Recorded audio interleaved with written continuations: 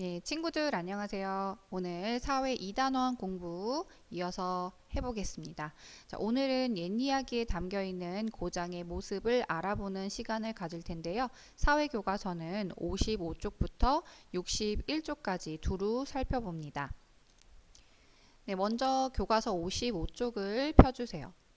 제목을 한번 읽어보면요. 옛 이야기에 담겨있는 고장의 모습을 알아봅시다 라고 되어 있고요. 예빈이와 관련된 줄글이 나와 있습니다. 줄글을 먼저 읽어보면 예빈이는 고장에 관련된 옛 이야기를 읽으면서 서울특별시 종로구에 있는 피맛골에 갔던 기억을 떠올렸다고 합니다. 피맛골이라는 이름이 좀 독특하죠?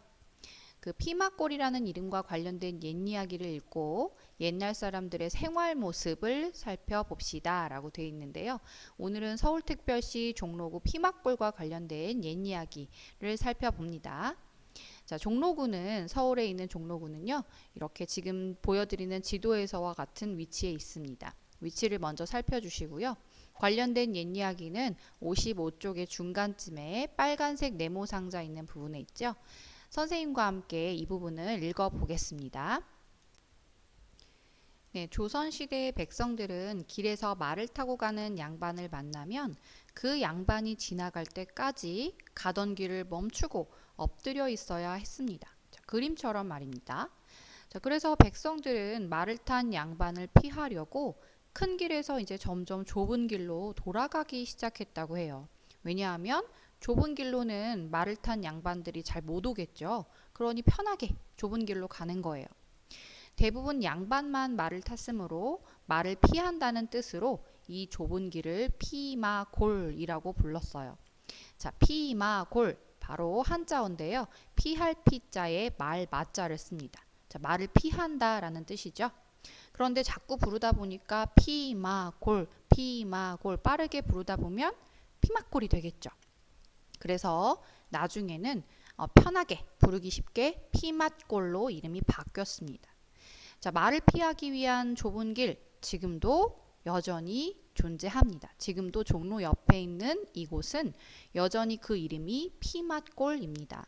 자, 실제로 말을 타고 다니는 양반은 없지만 그 이름만큼은 남아 있는 것이죠. 네, 이처럼 고장의 옛 이야기로 옛날 사람들의 생활 모습을 잘 알 수 있었습니다.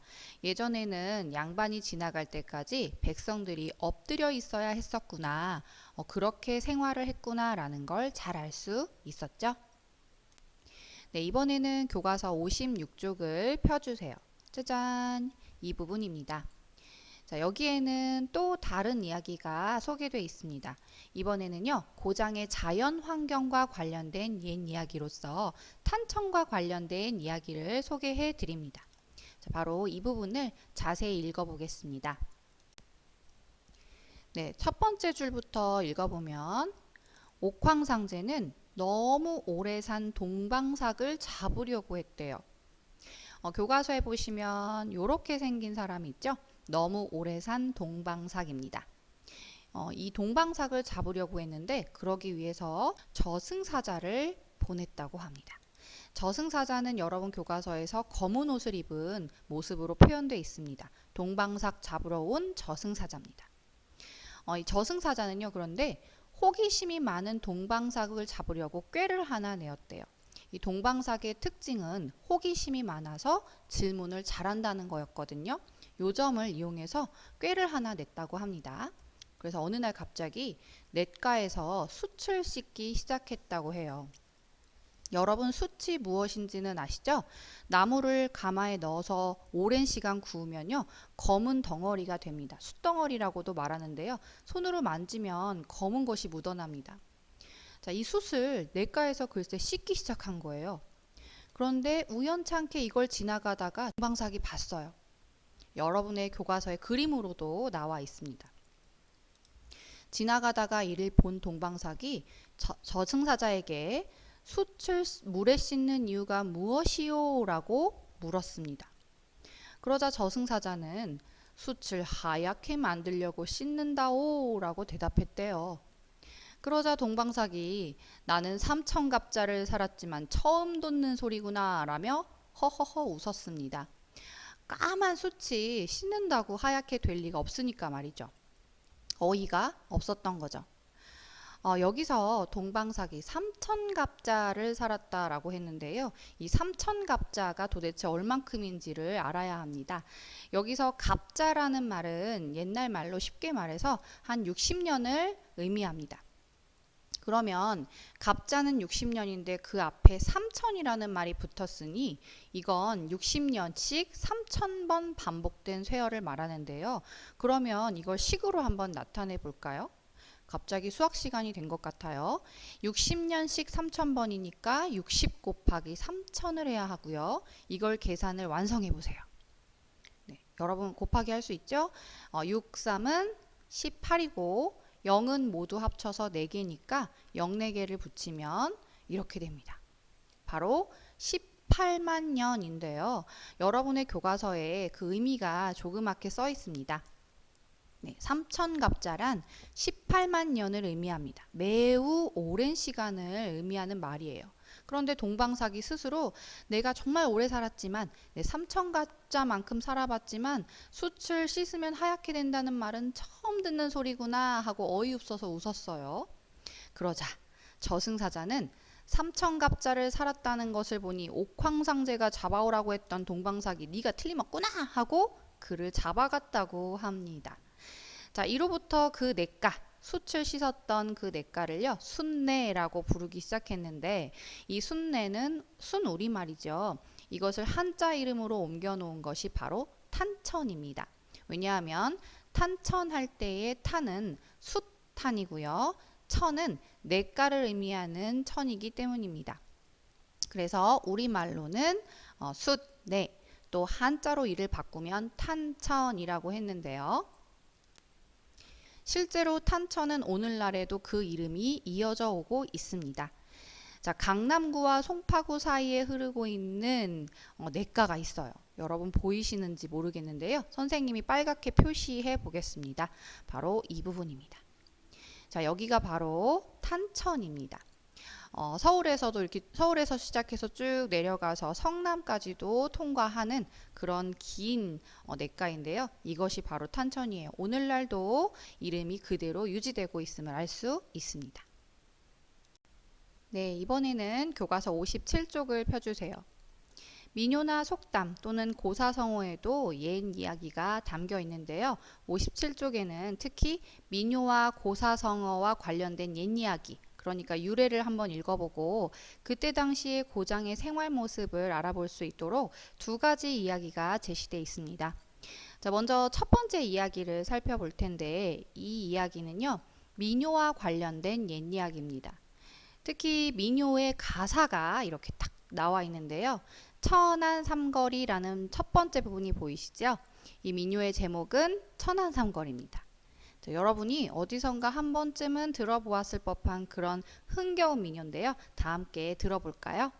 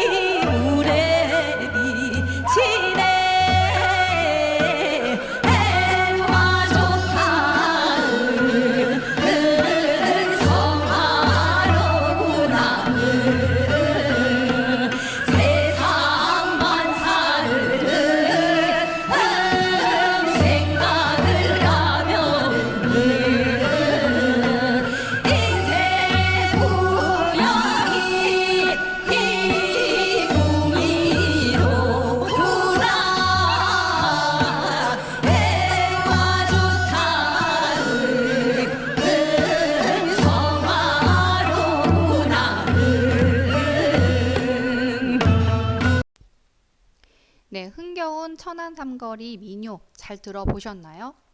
사실 이 노래에는요, 이 노래와 관련된 옛 이야기가 있습니다. 자, 한번 그 옛 이야기 57쪽에 제시가 되어 있는데요. 자세히 살펴봅니다. 네, 천안 삼거리 노래의 주인공은 바로 능소입니다. 노래의 주인공 능소는 경상도에서 아버지와 함께 살다가 서울로 가려고 했어요. 그런데 가다가 천안 삼거리에 정착하게 되었대요. 자, 이걸 한번 지도로 살펴봅니다. 자, 경상도는요, 경상북도와 경상남도를 한꺼번에 부르는 말인데요. 경상도 어디에서 살았는지는 잘 모르겠어요. 그런데 경상도에 살다가 서울로 가려고 했대요. 그런데 서울로 다 가지 않고요. 여기 천안에 눌러 살게 됐습니다. 자, 이런 상황이에요. 네, 다시 교과서로 돌아가서요. 자, 몇 년 후에는 전라도에 사는 박현수가 과거 시험을 보러 서울로 가던 중에 천안에서 능소를 만났어요. 그런데 둘이 너무 좋아하게 됐고 심지어 결혼을 약속했습니다. 자, 천안 삼거리는 경상도에서 서울로 올라가는 길과 전라도에서 서울로 올라가는 길이 만나는 곳이었대요. 정말 그런지 한번 지도에서 확인해 보겠습니다. 네, 경상도에서 서울을 가다가 천안에 눌러 살게 된 능소. 네, 박현수는요, 전라도라 하면 전라북도와 전라남도를 합쳐서 아울러서 부르는 말인데요. 전라도에서 서울을 가다가 중간에 천안에 잠깐 들러 능소를 만날 수 있었습니다. 그래서 결혼을 약속하고 그리고 서울로 갔죠. 자, 이 지도에서의 그림처럼 잘 살펴보시면 이 천안이라는 곳의 위치가 매우 중요합니다. 천안은요, 경상도에서 서울 올라갈 때에도 들를 수 있는 곳이고 또 전라도에서 서울을 올라갈 때에도 들를 수 있는 곳이었어요. 즉, 서로 다른 지방에 살던 사람들이 다 서울로 올라가다가 만날 수 있는 그런 매우 중요한 곳이었습니다. 자, 그러면 한번 교과서를 이어서 읽어볼게요. 서로 다른 지방에 살던 사람들이 천안에서 만날 수 있었습니다. 그 이후에 박현수가 과거에 급제했대요. 즉 시험에 통과한 거예요. 그리고 천안으로 능소를 만나러 오자 능소는 너무 기뻐서 이 흥겨운 천안 삼거리 노래를 불렀다고 합니다. 자, 이게 바로 이 천안 삼거리라는 민요에 담긴 옛 이야기입니다. 자, 이 이야기를 통해서 옛날의 생활 모습 그리고 지도도 좀 알 수 있었죠. 천안의 위치 이런 것도 잘 알 수 있었습니다. 네, 이번에는 교과서 57쪽의 아랫부분을 보겠습니다. 바로 이 부분인데요. 고사성어의 유래와 관련된 옛 이야기를 살펴봅니다. 네, 이 이야기는 안성맞춤에 관한 옛 이야기입니다. 네, 함께 읽어보면 어떤 물건이 맞춘 것처럼 딱 들어맞을 때 또는 꼭 맞을 때에 우리는 안성맞춤이다 라는 말을 씁니다. 그런데 여기서의 안성은 실제로 존재하는 경기도의 한 고장 이름입니다. 옛날에 안성에는요, 유기를 만드는 사람이 많이 살았습니다. 이때 유기라 함은 사진에서 보시는 것과 같은 노쇠로 만든 그릇을 말합니다. 그런데 이 안성에 살고 있는 유기 만드는 사람들의 솜씨는 매우 뛰어났어요. 그래서 품질이나 모양이 사람들을 매우 만족시켜서 안성맞춤이라는 말이 생긴 거죠. 안성에서 맞춘 건 믿을만하다라는 말입니다. 이 여기서의 안성맞춤이라는 말은요, 고사성어인데요. 고사성어라는 것은 옛 이야기에서 나온 한자어 또는 관용구를 말합니다. 이야기가 있는 그런 관용구를 말하죠. 안성맞춤이라는 이 고사성어로 안성 지역에는 품질 좋은 유기를 만드는 사람이 있었다라는 걸 알 수 있었습니다. 자, 생활 모습 우리가 고사성어에서도 확인해 볼 수 있었는데요. 옛날 이야기 한편 또 알게 됐네요. 마지막 부분 중요하니까 꼭 기억해 주세요. 다음은 교과서 58쪽입니다. 이번에도 우리가 조금 옛 이야기를 좀 살펴볼 텐데 특히 이번에는 지명과 관련된 부분을 좀 볼게요. 이 고장의 지명이요. 즉 지명에 대해서 우리가 배웠었는데 지명은 땅의 이름을 일컫는 한자어입니다. 고장의 땅의 이름은 땅의 생김새 또는 옛날에 그 지역에서 있었던 일과 관련이 깊겠죠. 그래서 지명으로 고장의 특징을 조금 알아보는 시간을 갖습니다. 여러분의 교과서 58쪽에 보시면 크게 4개의 지명이 소개되어 있는데요. 하나씩 자세히 살펴봅니다. 네, 먼저 첫 번째 두물머리를 살펴볼 텐데요. 선생님이 교과서에 있는 것 중에서 2개의 칸을 빈칸으로 처리했습니다. 빈칸 채우기 퀴즈로 한번 바꿔봤는데요. 빈칸에 뭐가 들어갈지 여러분이 여러분의 교과서를 보시면서 말로 좀 해보시면 좋겠습니다. 자, 경기도 양평군의 두물머리라는 곳은 이것과 이곳에 두 물줄기가 만나는 곳이라고 해서 붙은 이름이래요. 자, 첫 번째 네모와 두 번째 네모에 들어갈 말이 뭘까요? 네, 얼른 교과서를 보셔야겠죠? 네, 바로 첫 번째는 북한강, 두 번째는 그렇죠, 남한강입니다. 예, 북한강과 남한강에 두 물줄기가 만난대요. 두 물줄기가 만나는 곳인데 두 물줄기에서 두와 물이라는 말 보이시죠? 이 두 글자를 따서 두물머리예요. 그쵸? 땅의 모양과 관련돼서 지명이 생겨난 거예요. 자, 실제로 그런지 한번 사진을 볼게요. 사진에서 보시면 물줄기가 한 개 있어요. 북한강 물줄기. 또 2개 있어요. 네, 남한강 물줄기가 만나요. 만나는 지점에 보면은 어떤 땅이 있죠. 네, 여기가 바로 두물머리입니다. 네, 잘 이해가 가셨죠? 네, 두물머리가 왜 이런 이름을 갖게 됐는지 이야기를 좀 살펴봤습니다. 다음은 얼음골입니다. 자, 얼음골에서는 선생님이 빈칸을 하나 제시해 드렸습니다. 여기 빈칸에는 뭐가 들어갈까요? 네, 경상남도 이곳의 얼음골은요. 더운 여름 바위 틈에도 얼음이 생긴다고 해서 붙은 이름이래요. 보통은 여름에는 너무 덥잖아요. 더운데 얼음이 생길 리가 없는데 그렇게 더운 여름에도 바위 틈에 얼음이 생길 정도로 추운 곳이다 이런 말이죠. 그래서 이름이 얼음골인데 이곳은 바로 어디냐면요. 빈칸을 채워볼까요? 바로 어디냐면 네, 밀양시입니다. 네, 여러분의 사진에서 보시는 이곳 바로 경상남도 밀양시의 얼음골 모습입니다. 자, 여기도 역시 지명이 그냥 생긴 것이 아니구나 라는 걸 알 수 있었고요. 네, 지금까지 두물머리와 얼음골의 지명이 어떻게 해서 생겨났는지 옛 이야기를 살펴봤는데요. 이 두 곳 모두 자연 환경을 알 수 있는 지명이었습니다. 요거 공통점이니까 꼭 기억해 주세요. 다음은 세 번째 기와말을 보겠습니다. 여기도 빈칸이 하나 있는데요. 한번 채워보세요.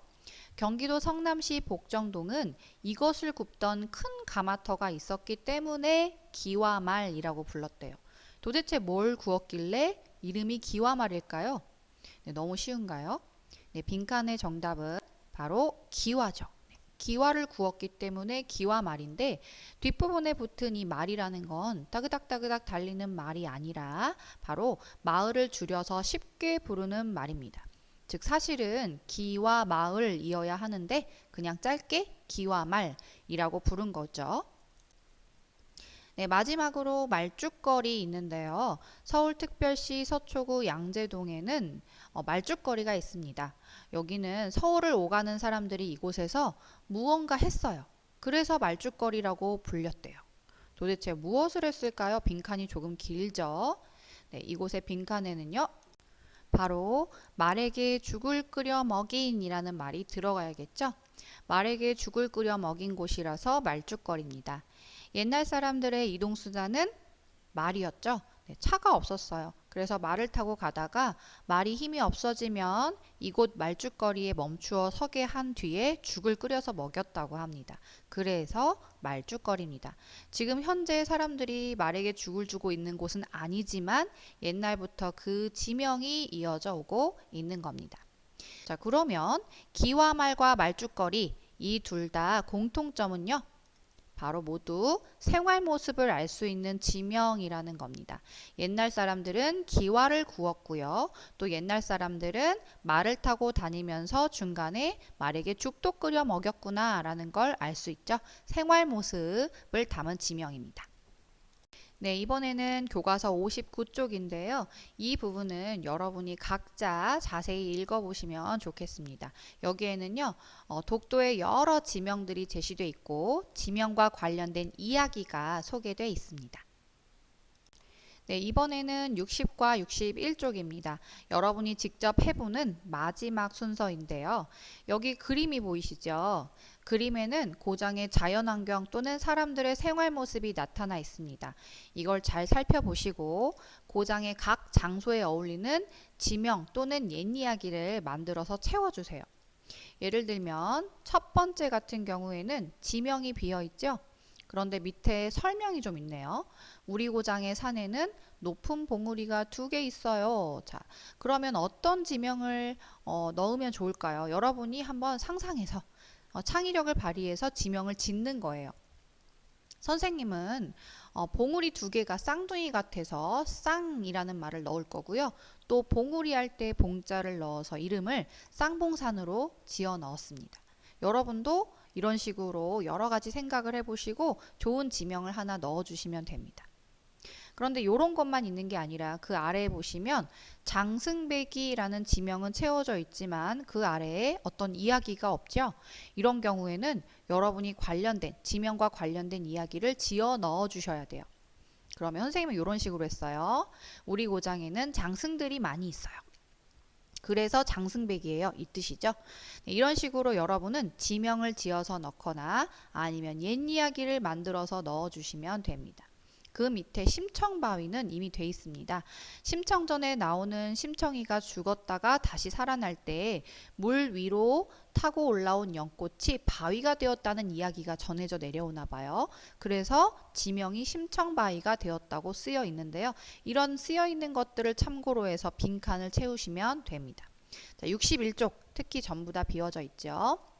고장의 각 장소에 어울리는 지명 또는 관련된 옛 이야기를 지어보세요. 꼭 해주세요. 네, 이렇게 모든 공부를 마쳤습니다. 여러분 수고 많이 하셨고요. 다음 시간에는 우리 고장의 옛 이야기를 직접 조사해보는 활동을 합니다. 다음 시간에는 사회교과서와 송파탐험대 2개가 모두 필요하니까 꼭 준비해주세요. 다음 시간에 만날게요.